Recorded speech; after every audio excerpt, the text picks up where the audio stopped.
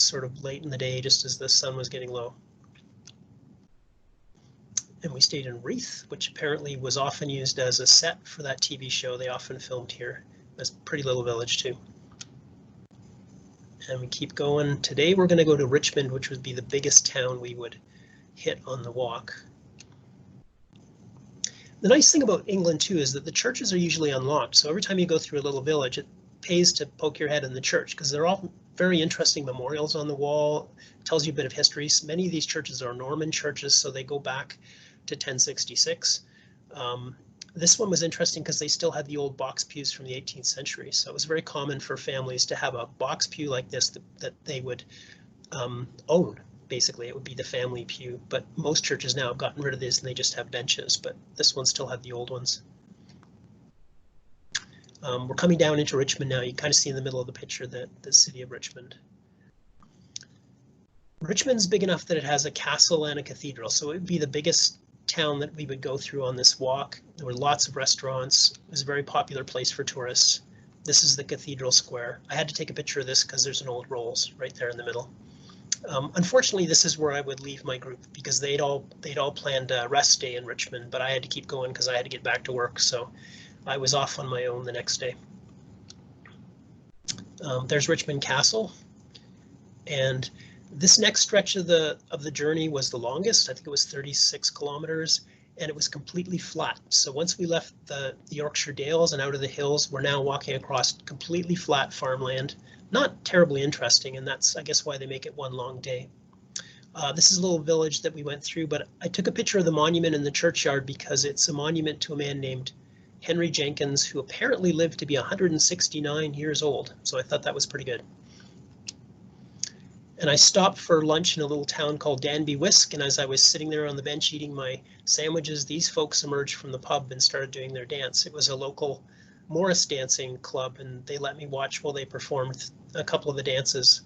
They were apparently off to a competition the next day, so they would be competing with other Morris dancing clubs. And apparently a lot of these little villages have a local club like this, and they go off to these competitions, or they perform at public ceremonies and stuff like that.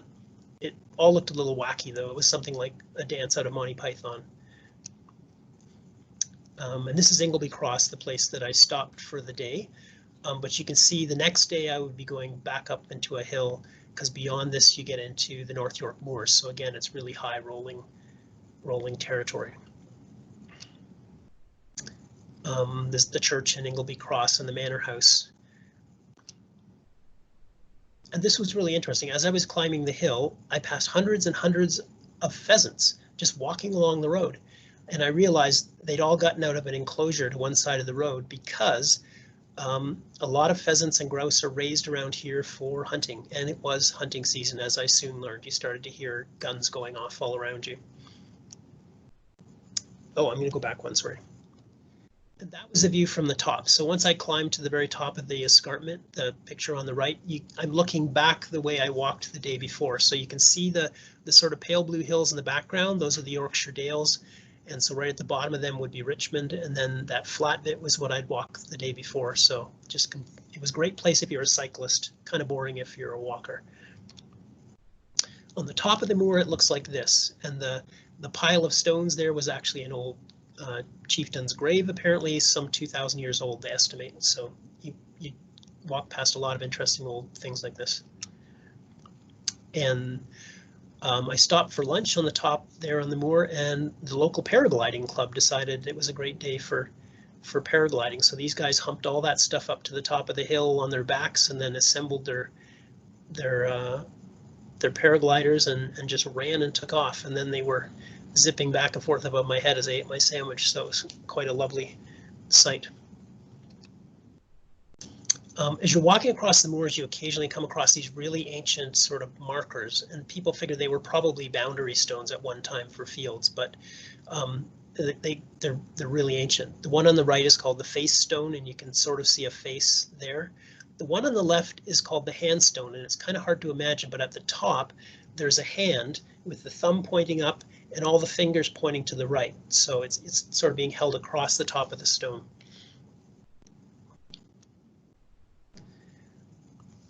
I mentioned that there was a lot of hunting going on. You could hear shotguns going off all the time. And in the middle of that circle, you can see sort of 3 boxes or something. Those are actually shooting blinds. So they're made of stone and peat and turf.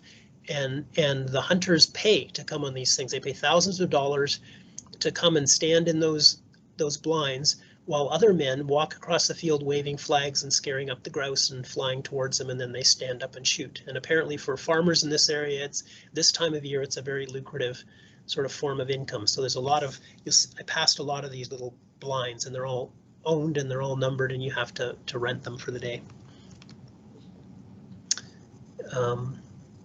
And getting across the moors was sort of a 2-day, 3-day thing. So the first day I stopped here, and then it continues, and it's more of the same. You can see it's just really high upland. And that house right in the middle is on a road, another road that went from England to Scotland. It's very high up, and it's supposed to be the most isolated pub in England. It's called I think it's called the Black Lion. And you can see it's really kind of bleak. But oh, here are some men. These are the beaters. So these are the guys walking through the heather, waving their white flags and scaring up the grouse and driving them towards the hunters who were hiding somewhere off to the right. Some more marking stones. The one on the left is called Fat Betty, and the tradition has been for hikers to leave food there as sort of an offering on their journey. So you can see someone's left an orange and somebody's left a granola bar. And on the right it's called the Millennium Stone now. It's actually a very old stone, but in the year 2000, someone carved that cross on it.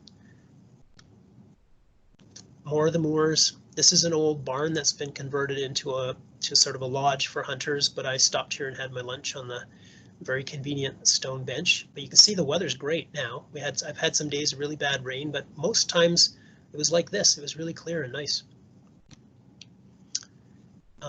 And then I stayed in Glaisdale for the night. So that's Glaisdale Church. It sort of came down off the moor into a valley. And this is Glaisdale itself, which has been used as a set for another British TV show that's set in the 60s, and it's a cop show. And those of you who watch TVO will know what I mean, but the name of the show has completely slipped my mind. Glaisdale is also famous for this bridge. It's called the Beggar's Bridge. The story is that there was a poor man who lived on one side of this river who was in love with a rich man's daughter who lived on the other side of this river. And he wanted to marry her, but Dad said, no, you're too poor.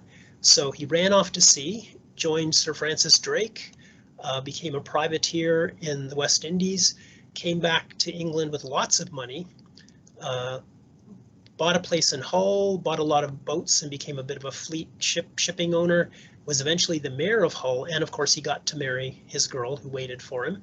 And so what he did was he built this bridge across the river, because when he came to say goodbye to his girl before he went off to become a pirate, basically, the river was in full spate. It was really high and he couldn't get across, so they just had to sort of yell at each other across the water, and he never really got to kiss her goodbye.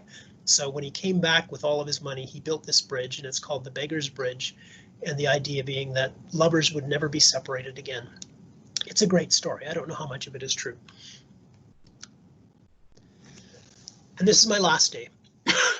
And I put a couple of these pictures in just to show you how old some of these paths are. So even though the coast to coast path is only, a couple of decades old in terms of people walking it, the paths that make it up are much, much older. So you can see here's a path through the woods, and they've put limestone down just because it gets muddy in the rain. And you can see just how worn down those stones are. And on the right, there's some stepping stones across the river, and you can see just how scooped out they are by people walking on them for 100 years or something have just worn them down. Just another village passed through. Oh, the last day I came to a village called Grouse Mountain. They've restored a section of their old railway line, and they have a big warehouse full of old steam engines that they take tourists on trip for. So I was just fortunate that I got there just as one of these was pulling out of the big shed and getting ready to take some people on a trip. So that was kind of interesting. I'm back up on I've had to climb the hill out of Grouse Mountain, back up on the moor, but this is my first view of the North Sea. So you can kind of see on the top there, that darker blue is the North Sea, and we're looking off towards Scandinavia, basically. And the town right there on the coast is Whitby. And to the right, kind of, it's really hard to see, are the ruins of Whitby Abbey, which if you've ever read Dracula, that's where Dracula lands when he comes to England, and he stays at Whitby Abbey. So horror fans can shiver. This is the kind of roads that I often walk through. They're called Holloways because what's happened is they're so old, and because of the rain and the ground being soft and people riding horses and walking and driving wagons, they sort of grow down into the earth, and the hedges on either side grow up so high and kind of form over that you get kind of a green tunnel. So in England, they're called Holloways, and these are very, very old roads. But a lot of when I wasn't walking on paths, I was walking down country lanes like this. And I put the pictures of the blackberries in because it was blackberry season when I was there, and all along the trail in the hedges, there were blackberries. So I ate handfuls and handfuls of blackberries every day. It was really nice. You also pass really weird things. In 1790, some eccentric rich man decided to build this hermitage in the woods, and he basically hired masons to hollow out this big boulder. So it's a great big man-made cave with benches all on the inside, like a small chapel, and it's a perfect place if you're hiking on this trail just to get out of the rain. But otherwise, it's just kind of a weird sort of folly.